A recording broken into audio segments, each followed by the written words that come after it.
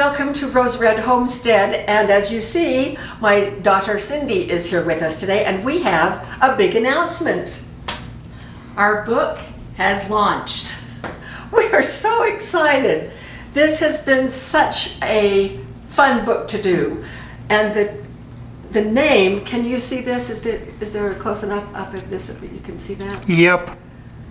The name is very clever because Cindy is an English teacher, and she was the one whose idea it was to pull out the maize out of A-MAIZE-ing for our title. So it's very clever.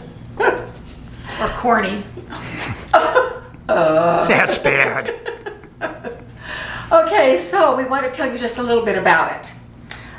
If we open up and I am going to put up the table of contents so that you can preview it to help you decide whether or not you would like to buy it. So we have more in here besides just recipes. We have an introduction, two-part introduction. I've done a part and Cindy has done a part. Her part made me cry because, you know, I was there when she was born. So was she. That's true, she was. So we talk about the process of nixtamalization. So you did nixtamalization for the first time. Yes. What did you think? I was a little daunted at the beginning because it sounds like a lot, but actually starting to do it, it's really not hard at all. That's what I found too. Yeah. It takes a long time, but it doesn't take a lot of our time. Yeah. Because most of it is just soak time. Yeah. You know, did you notice a taste difference in the corn after you nixtamalized it? Oh, for sure. Yeah, I don't know how to describe it except it has that bit of a, is it like a tang almost? I just felt like it lifted. Yes. It intensified everything I like about corn. Yes, and it just had that flavor of fresh cornmeal, and it was hard to, like hominy, I guess, because it is hominy. It is hominy.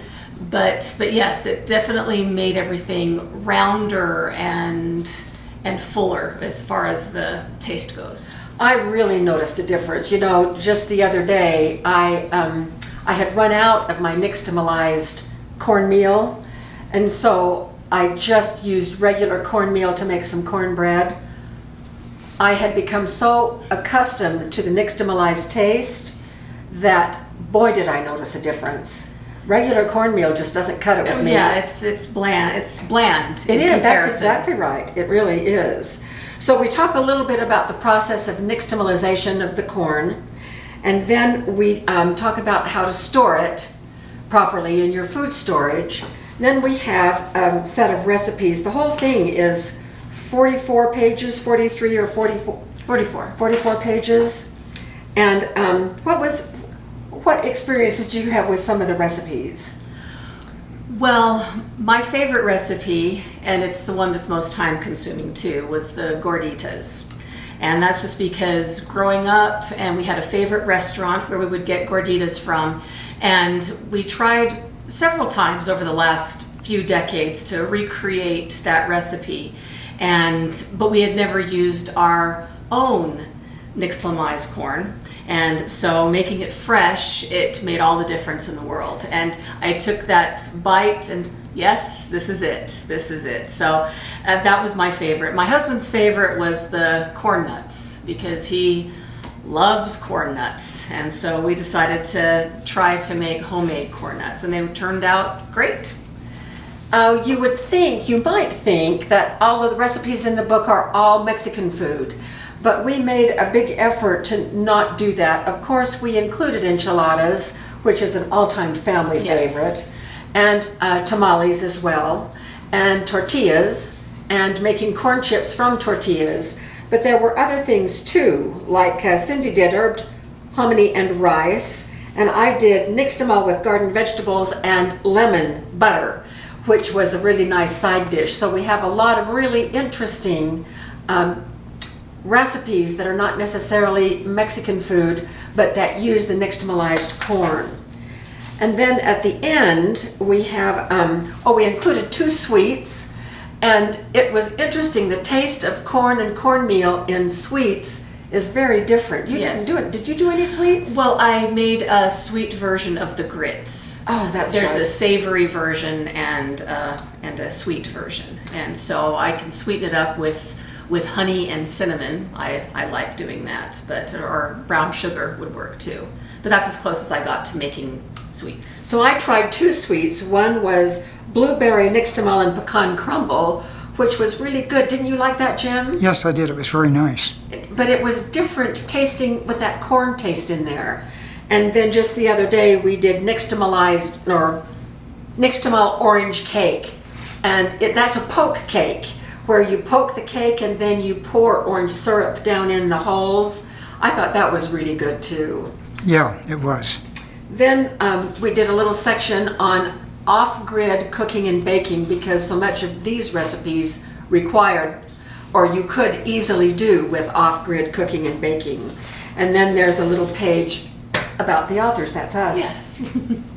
So this is our new book, The Amazing Qualities of Food Storage Corn.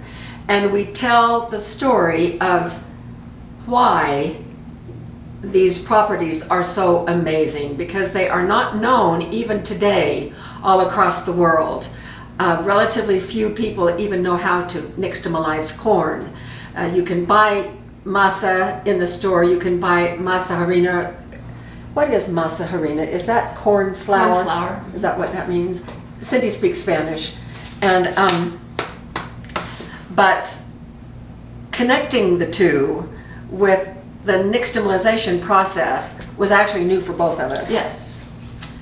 So that's it. We hope you enjoy this book, but more importantly, we hope you enjoy storing corn for your food storage and learning how to use it and releasing the nutrition, because the nutrition in that corn is not released. Even if you grind it into cornmeal, it is not released until that corn is nixtamalized, and that releases the vitamin D, niacin, along with a lot of other really important nutritional properties. So this was great fun. Yes. We worked on it all summer long. We did. Our original goal was to have it done before both of us went back to school. We almost made it. Yeah. Almost. So it's up there for your viewing pleasure. So we hope you enjoy it. The link to the bookstore is the last slide. So thanks so much for being with us, and we'll see you at our next video.